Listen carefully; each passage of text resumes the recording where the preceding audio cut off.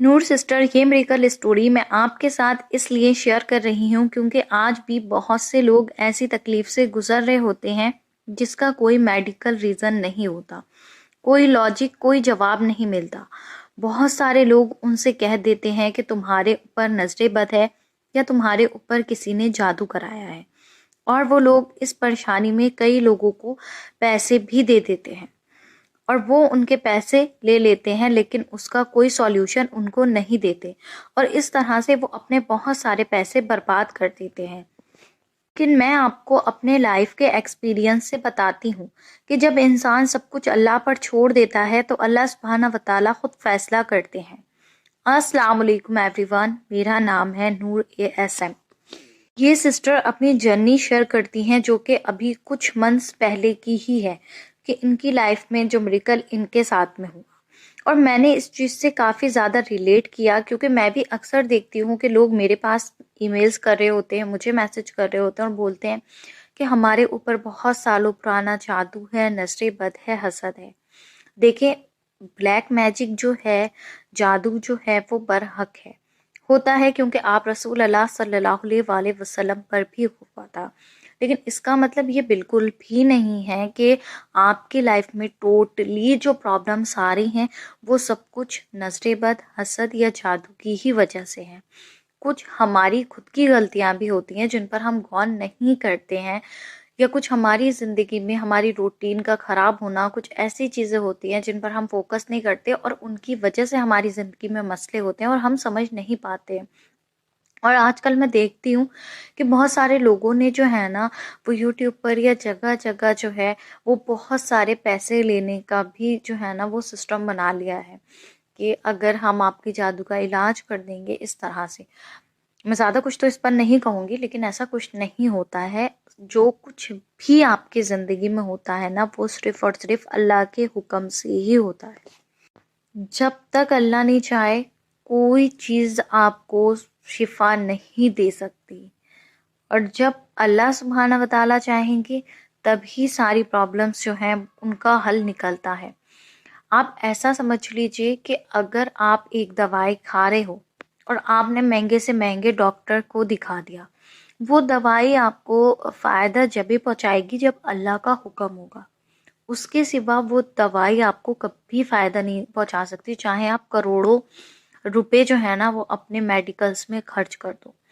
इसलिए जो चीज़ आपको फ़ायदा पहुंचाती है वो सिर्फ अल्लाह सुब्हाना व तआला की ज़ात है, कुरान पाक है और कुरान पाक की सूरतें हैं, क्योंकि कुरान पाक में हर चीज़ का इलाज है। लेकिन बात क्या है, मुझ समीत हम लोगों में वो कुव्वत, वो तासीर, वो रूहानियत अब नहीं है जो हमारे बुजुर्गों में या पहले नबियों में रहती थी। मतलब पहले के लोग जो थे वो नमाज पढ़ते थे, उसकी तासीर और होती थी, वो कोई जिक्र करते थे, उसकी तासीर और होती थी, वो किसी पे दम करते थे, उनको फौरन जो थी वो शिफा मिल जाती थी। लेकिन आज जो 2026 है, क़यामत बहुत करीब है, गुनाह बिल्कुल आम हो चुके हैं, हम लोग दिन भर बेहयाई, सोशल मीडिया, ये वो इतना सब कुछ आज की टाइम पे है कि हमारे अंदर वो स्पिरिचुअलिटी, वो रूहानियत अब नहीं है। अपनी स्पिरिचुअल लाइफ और रूहानियत को कैसे ठीक कर सकते हैं ये मैं आपको किसी और दिन वीडियो में बताऊंगी। अभी मैं आपके साथ जो है ना वो इन सिस्टर का एक्सपीरियंस जिक्र करती हूँ। ये सिस्टर कहती हैं कि मेरी ज़िंदगी में सब कुछ माशाल्लाह से बिल्कुल नॉर्मल चल रहा था, लाइफ अच्छी चल रही थी, मैं रेगुलर नमाज भी पढ़ रही थी, सब कुछ ठीक था। कहती हैं कि मैं अपना टाइम पे सारा घर का काम भी करती, अपने कॉलेज का काम भी करती, सब कुछ बहुत अच्छा और बहुत खुश थी अपनी ज़िंदगी में। लेकिन कहती हैं कि एक दिन अचानक क्या हुआ कि मेरे सर में बहुत ज़्यादा शदीद दर्द होने लगा, और दर्द होते-होते मेरे माइंड में ऐसा होने लगा जैसे कि कोई कोई चीज़ जो है ना वो मेरे सर में ठोक रहा है। तो कहती है मुझे इतनी तकलीफ होने लगी, मुझे कुछ समझ में नहीं आ रहा कि ये सब क्यों हो रहा है, और देखते देखते मुझे घबराहट होने लगी, मेरा दिल बेचैन होने लगा और एक अजीब सा खौफ मेरे दिल में आने लगा। मैं इस सिचुएशन में आ गई जैसे कि कोई पागल जैसी हरकतें करने लगता है, अपना बाल पकड़ के खींच रही हूँ, अपने जो है वो मुझे बहुत ज़्यादा स्वेटिंग हो रही है, गर्मी लग रही है और बहुत अजीब हालत। तो मेरी अम्मी ने जो था वो मुझे डॉक्टर के यहाँ भेजा, और डॉक्टर्स ने जो था वो कहा कि आपने कोई दवाई ली है, कुछ सडनली आपने कोई और चीज़ खाई। मैंने बोला नहीं, मैंने कुछ नहीं किया। तो डॉक्टर्स ने जो था वो मेरी अम्मी को कुछ टेस्ट लिख दिए, اور ان ٹیسٹ کی رپورٹ جب آئی تو وہ سارے ٹیسٹ نارمل تھے، لیکن میری طبیعت جو تھی وہ ٹھیک نہیں ہو رہی تھی۔ ہر 2-3 ڈیز کے بعد یہ سچویشن میرے ساتھ میں ہو رہی تھی۔ تو میری فیملی میں میری کزن سسٹر نے کہا کہ ہو سکتا ہے تمہیں نا کسی کی نظر لگ گئی ہو۔ اس کے یہ چیز بولنے پر ہم نے کافی دفعہ جو تھی وہ نظر اتاری، فٹکری سے بھی، مرچوں سے بھی، ہر طرح سے۔ کہتی ہے کہ اس سے 2-3 دن میں نارمل رہنے لگی، لیکن پھر وہی سچویشن ہونے لگی۔ کبھی کبھی دن میں 2 بار میں ایسی سچویشن میں آ جاتی کہ بہت عجیب حرکتیں کرنے لگتی۔ لیکن اس سے زیادہ تکلیف اس بات کی تھی کہ مجھے خود نہیں پتا تھا کہ مجھے کیا ہو رہا ہے، میرے اندر یہ کیسی فیلنگ اور کیسی انٹینشن ہو رہی ہے کہ میں اپنے آپ کو کیوں ہرٹ کر رہی ہوں، اور کیوں میرا دل اتنا بے چین ہے، اور میرا دل چاہ رہا ہے میں خود کو ماروں، لوگوں کو ماروں، چیزیں توڑوں، یہ سب کیوں ہو رہا ہے۔ کہتی ہیں کہ سب مجھے اپنے اپنے مشورے دینے لگے۔ میرے بابا جان نے کہا کیوں نہ کسی بڑے ڈاکٹر کو دکھاتے ہیں، اور اس طرح سے ہم نے 2 سے 3 ڈاکٹر بدل لیے، لیکن کوئی فائدہ نہیں ہوا۔ کچھ لوگوں نے کہا کہ جو ہے نا تم اس کے اوپر دم کروا کے لاؤ، ہم نے وہ بھی کیا، لیکن کوئی فائدہ نہیں ہوا۔ جس نے جو ٹوٹکا جو مشورہ دیا اس کو ہم نے اپنایا، لیکن کوئی فائدہ نہیں ہوتا۔ کہتی ہیں کہ میں تھک گئی تھی اور مجھے سمجھ نہیں آتا تھا کہ یہ میرے ساتھ میں کیا ہو رہا ہے۔ امی مجھے کھانے کے لیے دیتی، مجھے کھانے کا ٹیسٹ اچھا نہیں لگتا، اور میرا من کرتا کہ یہ کھانا گندا ہے اور اس کو اٹھا کر پھینک دو۔ کہتی ہیں ایسے گھٹیا اور گندے ذہنی تھاٹس مجھے آتے تھے، میرے دل میں ایسے عجیب خیالات آتے تھے کہ میں آپ کو کیا بتاؤں، کہ میرے من میں نا ایک عجیب سی اتنے کہ معاذ اللہ ایسی باتیں کرنی بھی نہیں چاہیے جو میرے ذہن میں وہ تھاٹس آتے تھے، اور میرا دل چاہتا تھا کہ سب کچھ میرے ساتھ میں کیا ہو رہا ہے۔ میں مسلمان ہوں، ایک نماز پڑھنے والی لڑکی ہوں، درود پاک استغفار پڑھنے والی لڑکی ہوں، اور میں ایسی چیزیں کیوں کر رہی ہوں اور ایسی چیزیں کیوں سوچ رہی ہوں۔ کہتی ہیں کہ اب میں رات میں سو رہی تھی اور بیچ رات میں اچانک میری آنکھ کھلتی ہے، اور بہت زیادہ مجھے گرمی، بے چینی اور گھبراہٹ ہوتی ہے، اور میں چیخنے لگتی ہوں، چلانے لگتی ہوں اور رونے لگتی ہوں۔ میری امی آتی ہیں، وہ مجھے سمجھاتی ہیں کہ دیکھو پریشان نہ ہو، سب کچھ ٹھیک ہو جائے گا۔ تبھی میری سسٹر کہتی ہے ایک کام کر، وضو کرو، وضو کرنے سے نا تمہارا دل اور دماغ شانت ہوگا۔ کہتی ہیں میں وضو کر کے آئی، آن کے اپنے بیڈ پہ بیٹھ گئی اور سوچنے لگی، پتہ نہیں کیوں میرے قدم جا نماز کی طرف بڑھے، اور میرے دل میں آیا کیوں نہ نماز ادا کرو اور اللہ پاک سے دعا کرو۔ کہتی ہیں کہ ان بیچ میں جو مطلب ان کی طبیعت خراب تھی، اس بیچ میں یہ اتنی پابندی سے نماز نہیں پڑھ رہی تھی، اور پڑھ بھی رہی تھی تو صرف کبھی 1 وقت کی، کبھی 2 وقت کی، زیادہ تر تو یہ بالکل نہیں پڑھ پا رہی تھی۔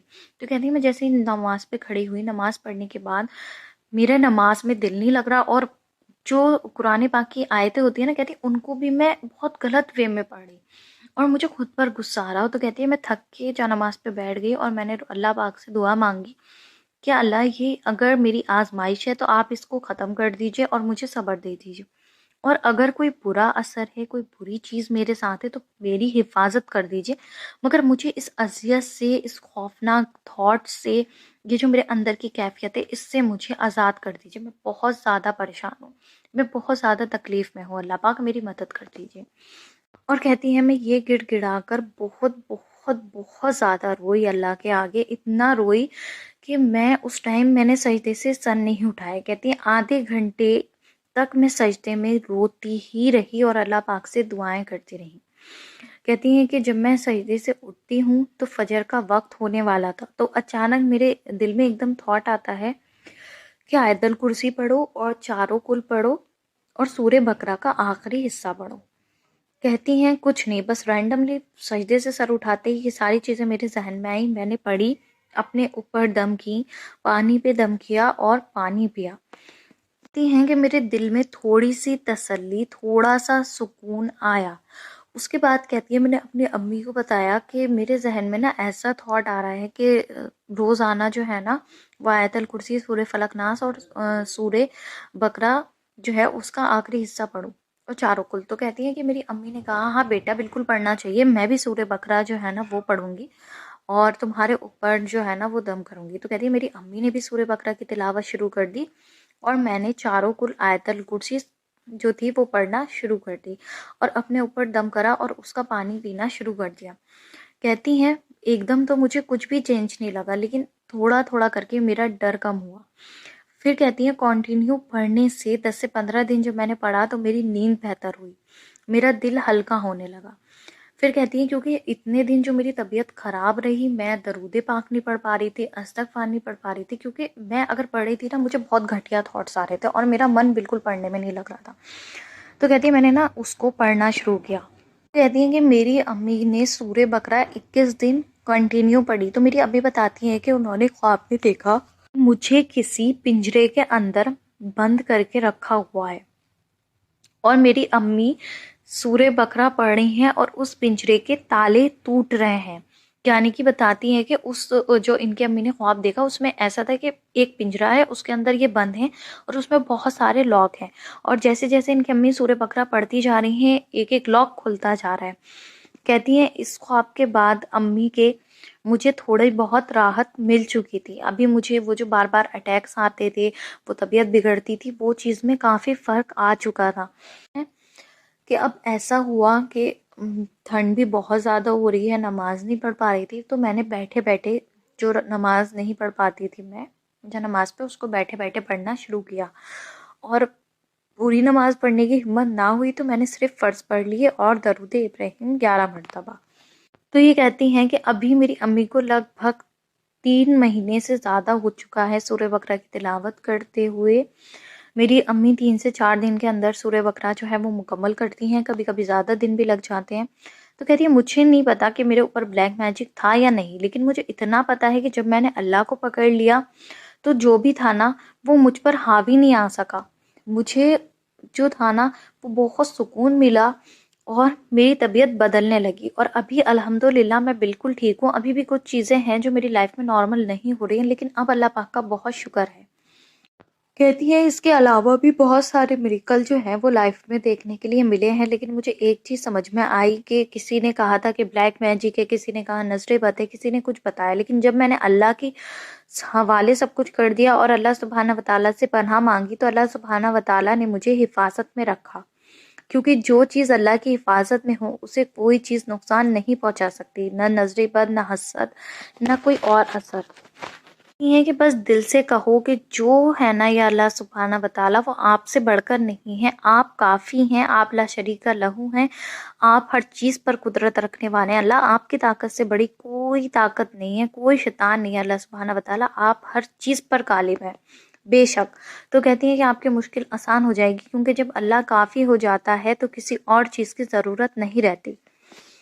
जी ये कि मेरे लिए दुआ करें कि अल्लाह पाक मेरी तमाम परेशानियों को दूर फरमा दें, मुझे बिल्कुल शिफा दे दें। आमीन सुम्मा आमीन। मेरे वालिदैन वालदा का साया हमेशा मेरे सर पर रखें और अल्लाह सुब्हाना व तआला हमारी हर बुरी चीज़ से हिफाजत फरमाए। आमीन सुम्मा आमीन। तो जी देखा आपने कि कुरान पाक में शिफा है, अगर दिल से यकीन से पढ़ा जाए तो मुश्किलात हल हो जाती हैं। कुरान की हर सूरे से और हर जिक्र जो है कुरान का उसकी अपनी तासीर है। जो भी पढ़ें, जो भी करें, कामिल यकीन और तवक्कुल के साथ में करें।